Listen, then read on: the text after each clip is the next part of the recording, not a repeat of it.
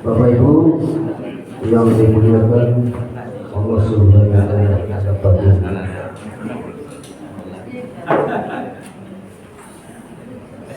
Terbangun dari tidur nyenyak, langit pagi tampak cerah. Janganlah makan yang berlemak, bisa menghambat peredaran darah. Bapak Ibu sidang subuh yang dimuliakan Allah, pagi ini yang cerah, Jumat 5 April, bersama Dr. Rahmat Taufik yang membahas manfaat gerakan salat dari ilmu medis. Dan nanti malam kita bersama Ustaz Insinyur Sri Amdani Jasra. Beliau adalah pengusaha sukses di Kota Padang. Dan juga nanti kita akan menyerahkan santunan anak yatim, fakir miskin, dan berjuang Allah. Itu Bapak Ibu yang telah di WA oleh pengurus, mohon anak-anaknya dihadirkan malam ini. Tersalat tari berjemaah bersama-sama. Dan juga nanti hadir Bapak Pembina kita, Bapak Akhirwan. Tutup terlanjutkan kepada Bapak Dokter untuk memberikan tausiah semuanya tentang kesehatan. Pada Bapak Dokter, waktu dan tempat silakan.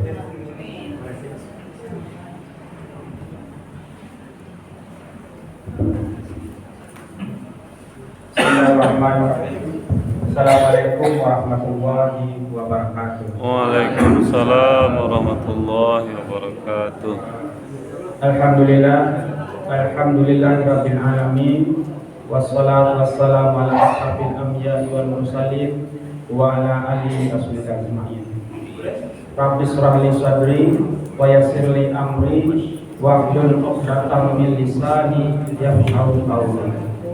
Terima kasih kami ucapkan kepada Bapak Humas kita yang telah memberikan kesempatan pada kami untuk memberi sedikit tentang manfaat gerakan salat dari ilmu medis.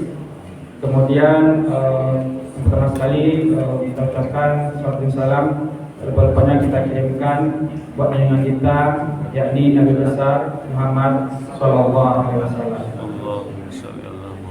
Bapak Ibu sidang jemaah subuh yang kami hormati, kenapa kami mengambil judul ini, yaitu manfaat gerakan salat dari ilmu medis.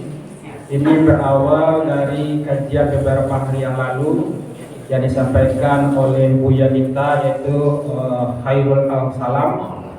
Pada waktu itu beliau menyampaikan ada beberapa gerakan salat, kemudian ada beberapa pertanyaan yang disampaikan oleh Pak Af. Kemudian kami ambil dari sisi medisnya. Jadi itulah alasan kenapa pada pagi ini kami mengambil judul manfaat gerakan salat dari ilmu medis.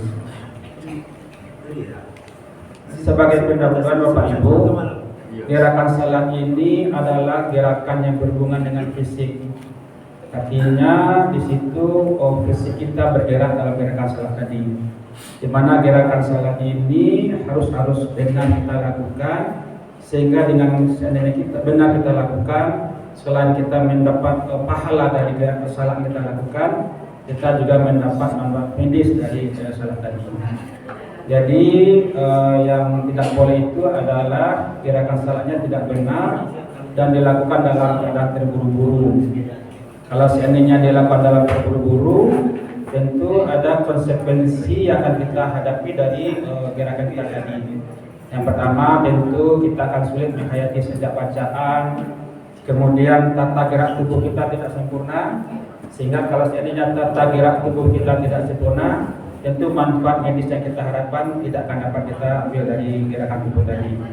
Kemudian juga kalau seandainya kita lakukan secara buru-buru, jalinan komunikasi dengan Allah tentu menjadi kurang optimal.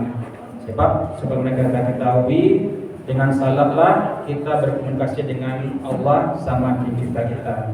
Jadi kalau seandainya kita melakukan buru-buru, maka tiga komponen ini akan kita hadapi ketika kita melakukan salat. Itu sebagai pendahuluannya. Kemudian dapat kita lihat dari gambar Bapak Ibu, inilah setiap gerakan yang salah yang kita bahas pada pagi ini. Tapi karena saking banyaknya, ada sekitar 10 gerakan yang kita bahas, karena keterbatasan waktu, jadi kajian kita ini akan bersifat serius atau bersifat serial.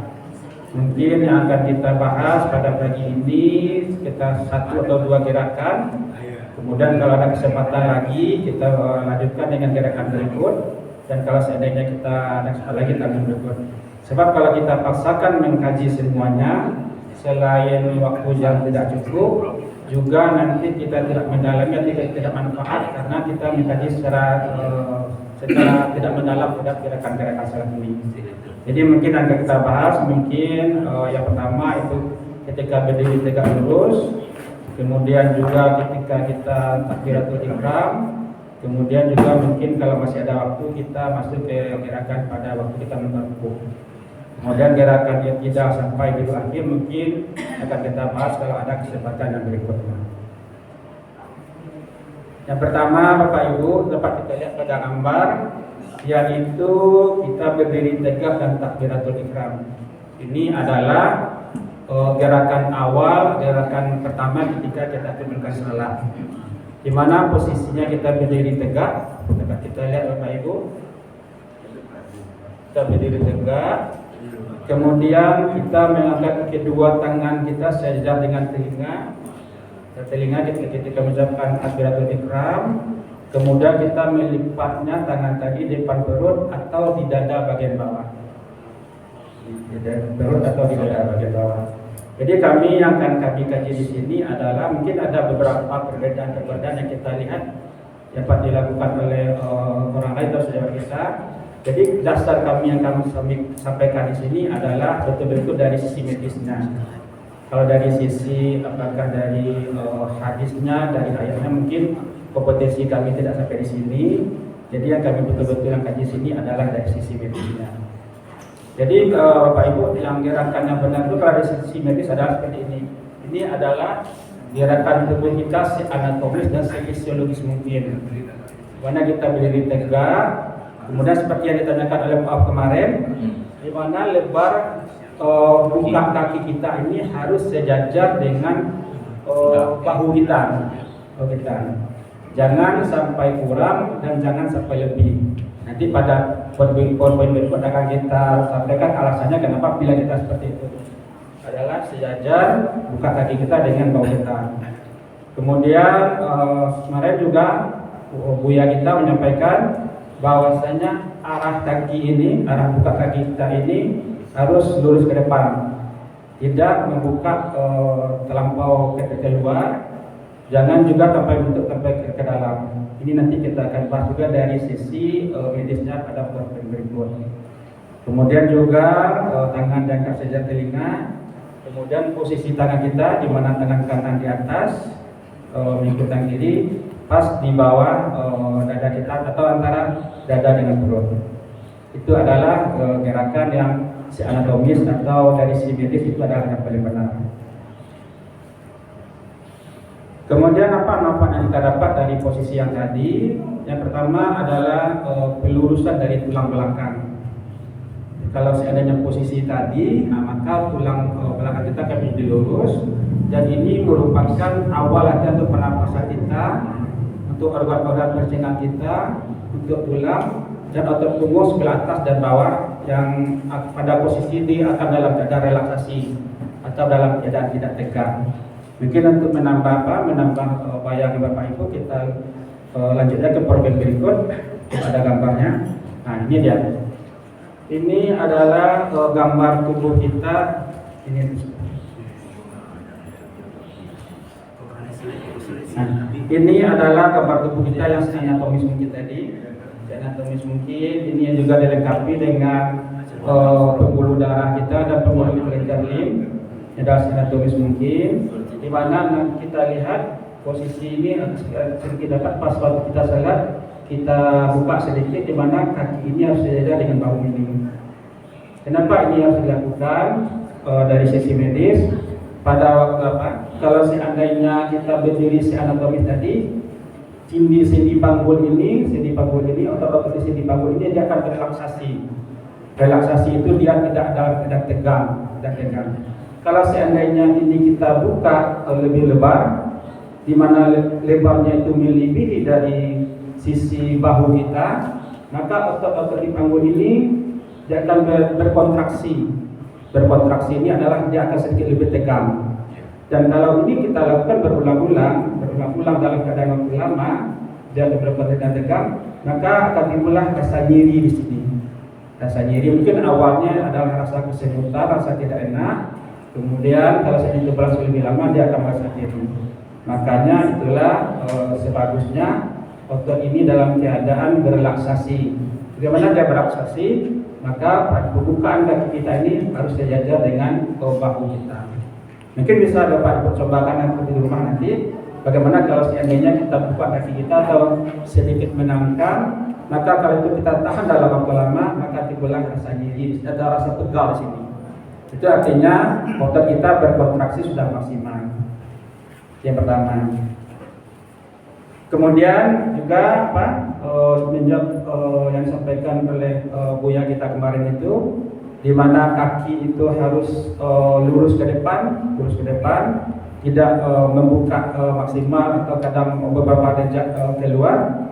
Ini berhubungan dengan sendi di pergelangan kaki kita, juga berhubungan dengan sendi daerah lutut, dan juga berhubungan dengan sendi panggul tadi. Jadi kalau seandainya kita membuka, biar kami contohkan. Kalau seandainya kita membuka seperti ini, maka sendi di sini, sendi di pergelangan kaki, sendi di lutut dan sendi di panggul, dia juga kan posisinya tidak anatomis. Artinya otot-otot atau sendi tadi akan sedikit lebih tegang. Dan kalau seandainya itu berlangsung lama atau berlangsung berulang-ulang, maka itu akan dia menjadi tegang di situ, dan akhirnya nanti kita akan merasakan pegal dan ujungnya akan merasakan tidak enak di situ. Jadi itulah posisi berdiri yang berbeda itu dari sisi medis yang seperti ini. Kemudian statement berikut, di mana pelurusan tulang belakang tadi. Di sini kita lihat Bapak Ibu, yang mana tulang belakang tadi. Nah, ini dia tulang belakang tadi. Ini adalah tulang belakang tadi. Kalau kita lihat dari arah belakang seperti ini, dan kalau kita lihat dari samping seperti ini, dia akan sedikit melengkung. Dan tulang belakang ini fungsi utamanya adalah menopang tubuh kita. Kemudian selain dia menopang tubuh kita, dia juga tempat melekat otot-otot yang melindungi organ di dalam ini. Ini otot-ototnya Bapak Ibu. Nah, ini otot-ototnya. Ini adalah otot-otot tubuh kita. Ini adalah otot di bawah kita. Kemudian kalau seandainya kita sudah berdiri anatomis tadi seperti ini, maka posisi tulang belakang kita juga akan anatomis. Dimana kalau kita lihat dari belakang dia akan tegak lurus, kemudian kalau dari samping dia akan mengikuti anatomis tubuh kita. Dan kalau seandainya kita lakukan dengan baik dan benar, maka dari nyeri daerah sini, nyeri di daerah pinggang ini akan berkurang. Kemudian Bapak Ibu, mungkin sebagian ada juga kita lihat rekan-rekan kita atau sejawat kita ketika mensedepak tangannya ini, ada kadang yang akan lebih ke kiri, kadang posisinya ke bawah, kadang ada juga yang ke kanan bawah. Apa akibatnya? Akibatnya adalah sendi bahu ini akan lebih berkontraksi dia. Kalau seandainya dia mensedekap tangan tadi lebih ke kiri, posisinya lebih ke kiri, maka yang berkontraksi adalah sendi bahu sebelah kanan. Kemudian sebaliknya, kalau seandainya dia mensedekap lebih ke kanan, tidak di tengah, maka yang berkontraksi ini adalah sendi bahu kiri. Dan kalau seandainya ini berulang-ulang, maka otot ini yang nampaknya ototnya Bapak Ibu, ini ototnya disebut dengan otot deltoid namanya. Kalau seandainya itu dilakukan berulang-ulang dalam waktu lama, maka dia akan berkontraksi atau tegang, maka akan timbullah rasa nyeri di daerah bahu kita. Jadi dalam sholat itu yang benar itu adalah otot-otot di tubuh kita itu dalam keadaan relaksasi atau dalam keadaan istirahat. Dengan keadaan relaksasi saja, kadang tingkat kekusutan kita sudah susah kita dapatkan, apalagi seandainya otot-otot ini dalam keadaan berkontraksi. Jadi kita lanjut Bapak Ibu, itu adalah manfaat dari posisi takbiratul ihram yang pertama.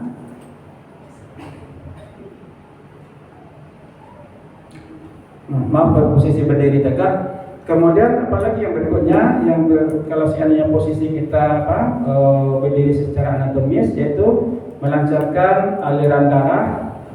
Dalam hal ini adalah aliran darah, kemudian kelenjar getah bening, serta kekuatan otot lengan kita.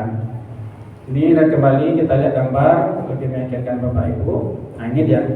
Ini adalah aliran darah kita. Di sini jantung sebagai pusat sirkulasi kita. Kemudian dari jantunglah kemudian darah dialirkan di seluruh tubuh kita. Jadi tidak ada tubuh kita ini yang tidak dialiri oleh aliran darah. Tubuh kita. Ini adalah aliran darah. Kemudian ini adalah aliran vena atau aliran darah balik. Nah, kemudian apa hubungan dengan posisi berdiri tegak tadi? Kalau seandainya kita posisi berdiri tegak tadi dengan posisi seperti ini, maka pembuluh darah ini tidak ada yang dalam keadaan terjepit atau dalam keadaan tegang ya. Dia dalam keadaan yang anatomis mungkin. Jadi kalau seandainya dia tidak ada tegang dan tidak ada terjepit, berarti apa? Berarti aliran darahnya juga menjadi sedikit lebih lancar lagi. Ini adalah manfaat yang kedua. Yang kedua dari posisi berdiri tegak tadi. Kemudian juga manfaat yang ketiga adalah di mana posisi jantung kita berada di bawah otak, memungkinkan darah mengalir lancar ke seluruh tubuh. Kemudian yang berikutnya adalah dengan berdiri tadi, maka berat badan tubuh kita bertumpu pada kedua kaki dengan posisi anatomis, maka seluruh otot seperti yang kami sebutkan tadi, seluruh otot, tulang, sendi berada dalam posisi pasif, dalam keadaan posisi relaksasi. Jadi ini adalah 4 manfaat ketika kita melakukan posisi salat dalam keadaan berdiri tegak, dengan posisi tegaknya pun dalam keadaan yang baik dan benar. Kemudian kalau yang posisi yang manfaat nomor 3 ini dapat kita lihat juga dengan gambar ini Bapak Ibu, ini adalah posisi jantung kita. Jadi dengan kita berdiri tegak tadi, dia akan memompahkan darah secara maksimal hampir untuk seluruh tubuh kita. Juga yang keempat yang berdiri tegak, telah kami sampaikan juga tadi. Jadi berat badan kita ini bertumpu di kedua kaki kita. Berat badan kita bertumpu di kita dalam keadaan lurus, sehingga dengan posisi ini otot kita, sendi-sendi kita dan persendian serta ligamen kita dalam keadaan relaksasi. Jadi itu adalah manfaat manfaat gerakan salat dalam keadaan posisi tegak yang benar-benar. Itu adalah manfaatnya dari segi medis. Kemudian Bapak Ibu kita masuk pada posisi takbiratul ihram.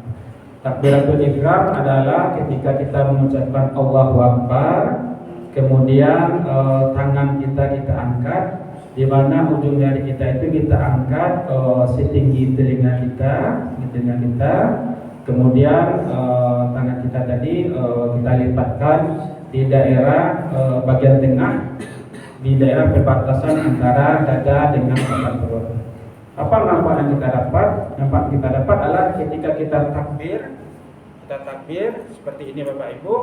Pada saat itu rongga dada kita itu mengembang secara maksimal. Kemudian kalau dia mengembang secara maksimal, tentu paru-paru yang ada di dalam rongga dada tadi dia juga akan mengembang secara maksimal. Dan kalau dia sudah mengembang secara maksimal, tentu dia akan ada tekanan negatif di dalamnya.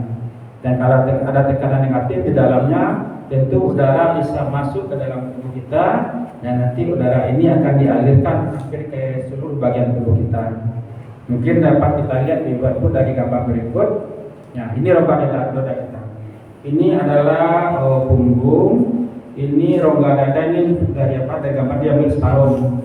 Ini adalah rongga dada sebelah kanan, di mana di bahu. Ini otot-ototnya. Ini adalah tulang yang berada di tengah dada kita, dan ini adalah jantung dan paru yang berada di dalam rongga dada tadi. Jadi ketika kita mengangkat tangan kita, ini adalah tangan kita.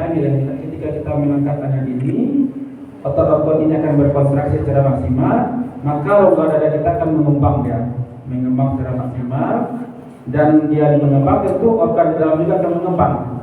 Dan kalau dia mengembang, itu ada tekanan negatif di situ. Ada tekanan negatif sehingga udara maksimal masuk ke dalam tubuh kita, dan udara inilah nanti yang akan dirubah menjadi energi dan dialirkan ke seluruh tubuh kita. Ini adalah manfaat ketika kita melakukan takbiratul ihram secara baik dan benar dari sisi medis. Jadi kadang ada juga Bapak Ibu, ada juga yang mengangkat tangan tidak terlampau maksimal, sedikit saja. Berarti kalau seandainya sedikit saja, tentu pengembangan dada pun menjadi tidak maksimal.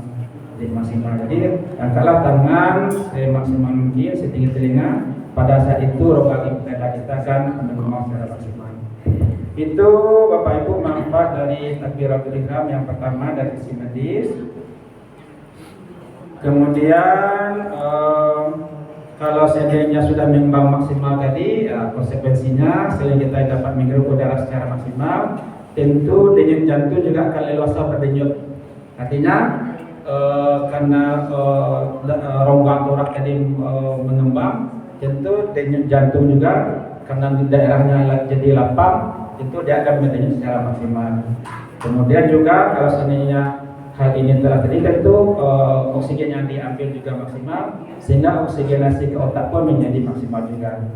Jadi itu adalah kalau seandainya kita lihat dari posisi rongga toraknya. Kemudian bagaimana kita lihat dari posisi lengannya?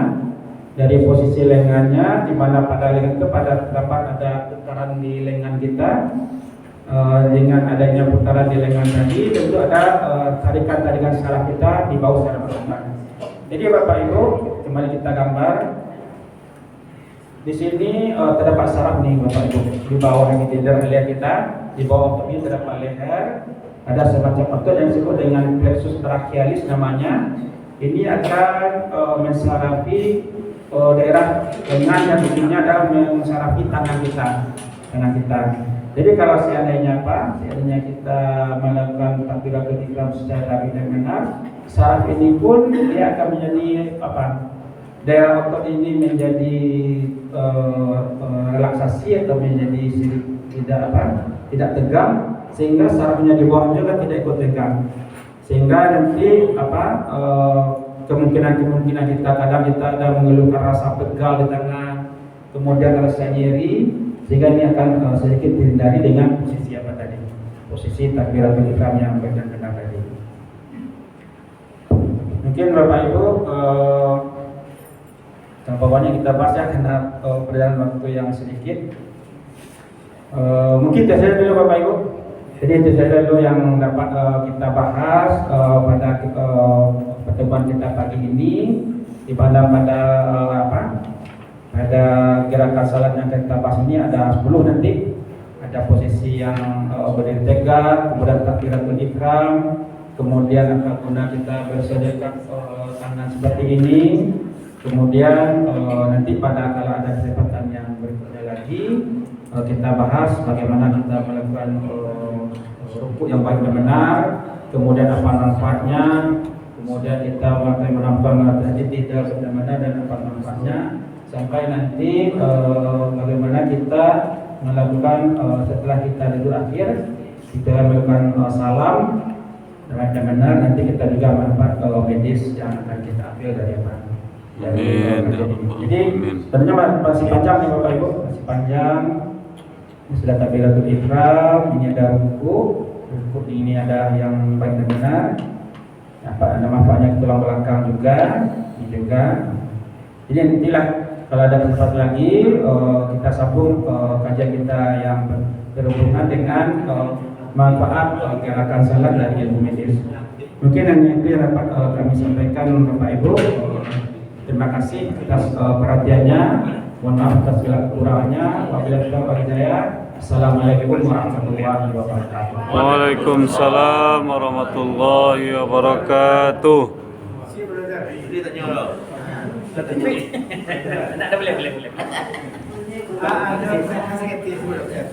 Kalau bergerak itu kan rakaman juga bunyi ya. Wah. Habis kira yang dapat kawan. Kalau bunyi pada kuat pada kuat itu disebabkan oleh pertama adalah karena faktor penuaan.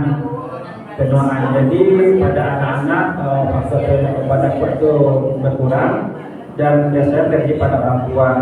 Kali ini banyak faktor yang berhubungan di sana, mulai dari cairan sendinya yang sudah mulai berkurang, kemudian juga pengampuran tulang yang beradu di antara itu, kemudian juga ketegangan ligamen atau otot yang menghubungkan antara dua sendi tadi. Nah, jadi itu adalah hal yang wajar berhubungan dengan penambahan usia kita.